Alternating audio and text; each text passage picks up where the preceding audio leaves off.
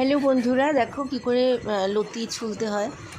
জানি না তোমরা ছুলেছো নাকি। আমি বাজার থেকে কেটেই আনি, তো এগুলো তো আমার গাছের লতি, সুতরাং এগুলো তো আমাকে কাটতেই হবে। এবার এই লতিগুলোকে ধুয়ে নেব। সেই যে তোমাদের মনে আছে ভিডিও দেখিয়েছিলাম, এর আগের ভিডিওতেই মনে হয় দেখিয়েছিলাম, বলেছিলাম যে আমি লতি যখন বানাবো তোমাদের দেখাবো। তো সেই লতিটা বানাচ্ছি মাছ দিয়ে। দেখো মাছগুলো ধুয়ে নিচ্ছি, বাটা মাছ একদমই তাজা। তারপরে একটু নুন হলুদ মাখিয়ে নিলাম। এবার একটু মাছগুলো ভেজে নিই। এবার ভেজে নিচ্ছি।